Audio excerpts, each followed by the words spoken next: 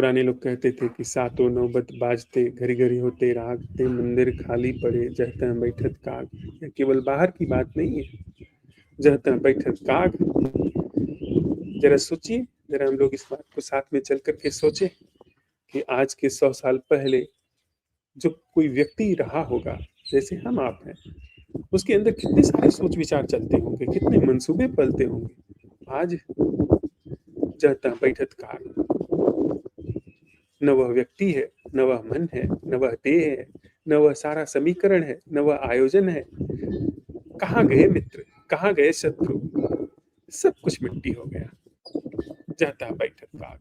तो जिस तरीके के जीवन शैली को हम जानते समझते हैं, जो हमारे भीतर प्रचलित है, वहाँ जाता बैठक काग, वहाँ यहाँ वहाँ कौवे बैठने वाले हैं, मतलब वीराना पड़ने वाला है।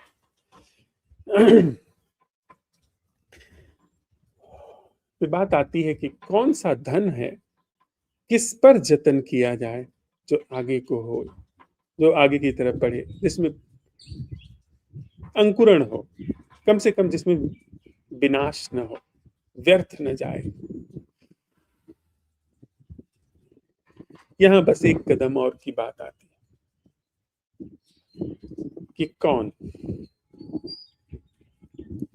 कौन पुष्पित होने जाएगा। क्या यह मैं पुष्पित पल्लवित हो सकता है? क्या विचार पुष्पित पल्लवित हो सकता है? जीवन में विचार पुष्पित पल्लवित होकर के इतना आधुनिक हो गया है कि वो समुद्र के नीचे 6 किलोमीटर तक खुदाई कर सकता है। 6 किलोमीटर नीचे तक खुदाई करके, और उसके नीचे भी हॉरिजॉन्टल खुदाई होती है। 6 किलोमीटर वर्टिकल जाने के बाद हॉरिजॉन्टल खुदाई होती है, बेड़ी खुदाई होती है, वहां से चीजें निकाली जाती हैं। आधुनिक खोजों में कल मुझे कोई बता रहा था कि पृथ्वी के गर्भ में बहुत सारी गर्मी है, बहुत सारी ऊर्जा है, जो कि बहुत नीचे है। हो सकता है कि सैकड़ों किलोमीटर नीचे हो। उस ऊर्जा को वहां से लाने का उपाय किया जा रहा है कि अगर वहां तक हम किसी तरीके से पानी इंजेक्ट कर सकें, तो वहां से भाप बन करके वो ऊर्जा बाहर आएगी। उसका हम वैकल्पिक वैकल्पिक ऊर्जा के रूप में उपयोग कर सकते हैं। बिजली का जैसे है, ईंधन का है, डीजल पेट्रोल है, इन इन जगहों पर उसका इस्तेमाल किया जा सकता है ऊर्जा का। ये विचार का पुष्पित पल्लवित होना है।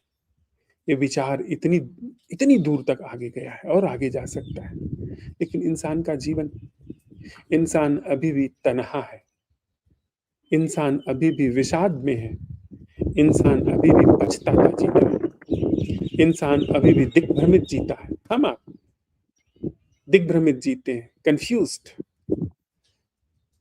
कोई राह नहीं सूझती, ले दे करके महसूस करके कुछ न कुछ जी लेते हैं।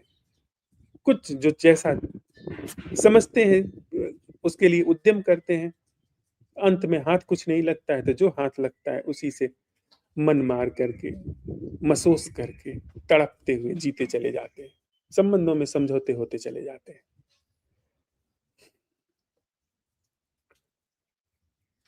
तो जीवन के धरातल पर हम देखें तो अभी भी हम वही आदिम बर्बर अनाड़ी इंसान हैं जो आज के हजारों साल पहले थे। जैसे हमारे पूर्वज थे, उसमें कोई बहुत फेरबदल सा मालूम नहीं पड़ता है।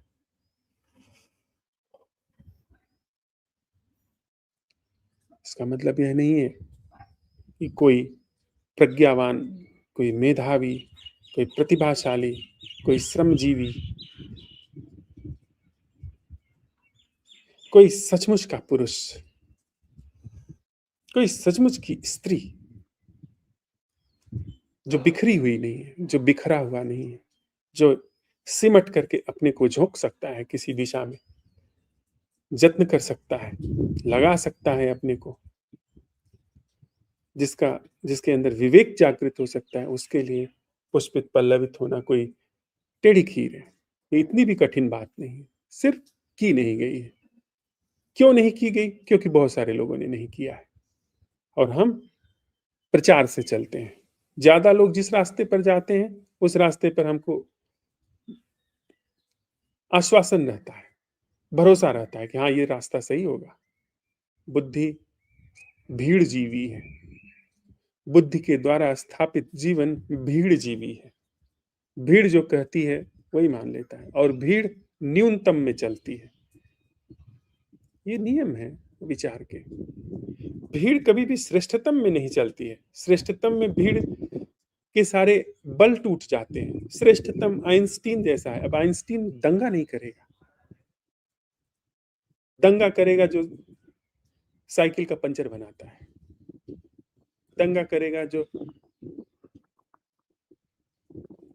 चौराहे पे खड़े होकर के बात करता है, वो करेगा। रविन्द्रनाथ टैगोर दंगा नहीं करेंगे। खलील जिब्रान दंगा नहीं करेगा। यहाँ तक कि जो शरीर से भी जिन्होंने किसी एक ऊंचाई को हासिल किया है, वो लोग भी निकृष्ट की ओर नहीं उत्सुक होते हैं। गामा पहलवान थे, भारत पाकिस्तान का विभाजन हुआ। गामा पहलवान ने विभाजन के समय अपनी जान को दांव पर लगा करके सैकड़ों लोगों की जान बचाई। थे तो वो मुसलमान, लेकिन उस तरह के उन्माद में वो नहीं आगे बढ़े। तो जो श्रेष्ठ है वो अक्सर अकेला पड़ जाता है। जो निकृष्ट है उसमें बहुत तेजी से वृद्धि होती है।